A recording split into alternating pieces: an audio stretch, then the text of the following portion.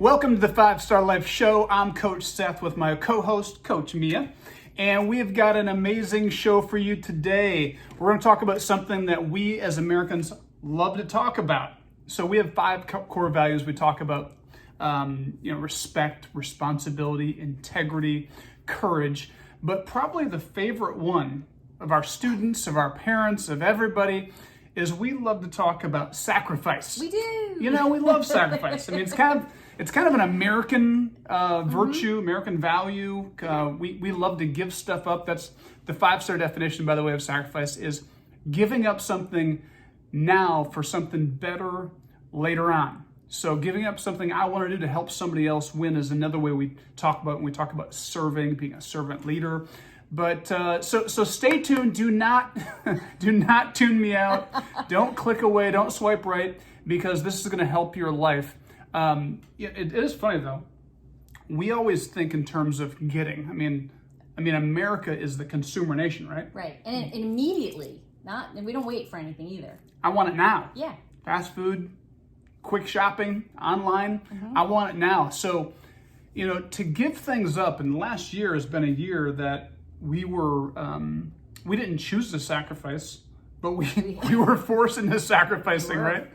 And, it's interesting because talking to parents out there, some of the things that we had to give up or that were taken from us, actually we found that it forced us into relationship with our spouses, with our kids, even with our coworkers. So even when sacrifice hits us upside the head, it's a positive thing. Now, I want to talk about one of the upsides of sacrifice. So one of the upsides is self-esteem. So think about this.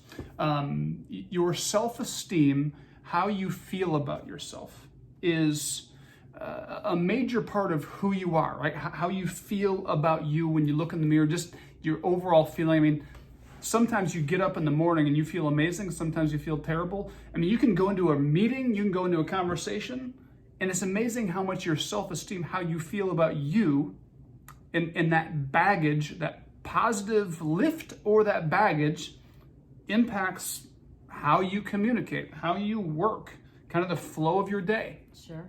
And so today, here's the silver lining. We're going to talk about sacrifice, giving something up, but it's going to benefit your self-esteem. Well, I can't wait to hear. How does that work? So I actually want to turn back the clock. So for those of you who tune into 5-Star Life Radio on a regular basis, we had a guest a couple months ago named Cindy Gretschman.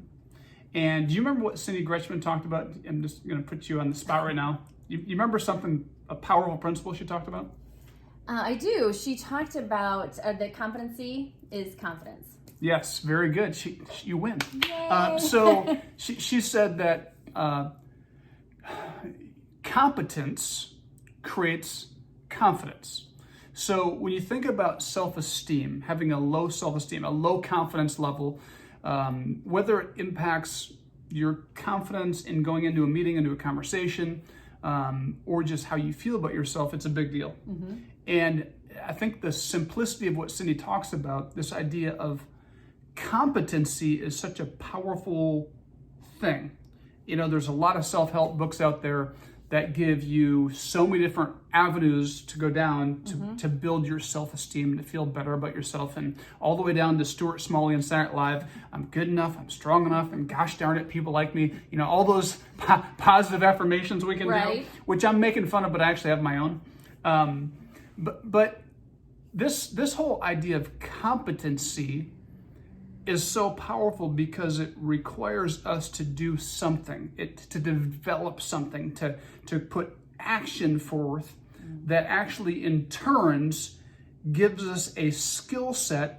So our confidence is not rooted in a feeling necessarily, it's actually legit confidence in what we can do. That's a good way to put it. And, you think about areas that you're confident. I mean, what are some areas you're confident? I mean, obviously you're very creative. You have a sharp mind. You have discernment. I mean, I rely on you big time in meeting with people. Just what do you think about that? What did you catch? But what areas do you have confidence in?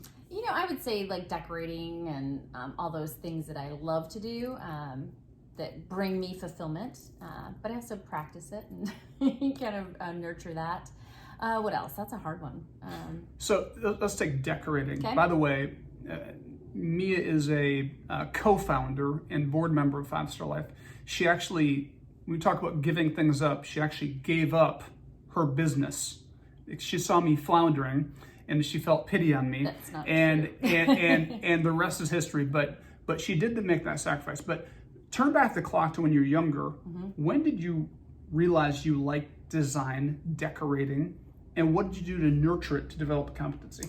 I remember it was probably about 7th grade, and we didn't have very much money, and I just started to kind of experiment with ways to make things look better, and I would just take anything and try to make it, into something, and I really enjoyed it, and ever since then, I've always done that.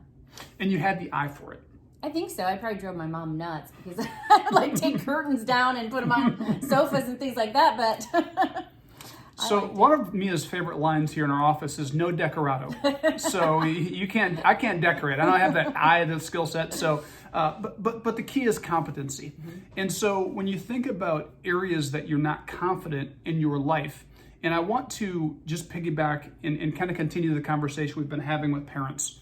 I've watched and worked with so many parents over the years that have abdicated or given up their rightful place as a leader in their home because they're not confident in their ability to lead or parent. And now we would never admit that to anybody else. It's interesting because we don't want to admit that to the world, but inside we're like, do I have what it takes to be a good parent? Am I messing my kid up? Like, I've got my own issues.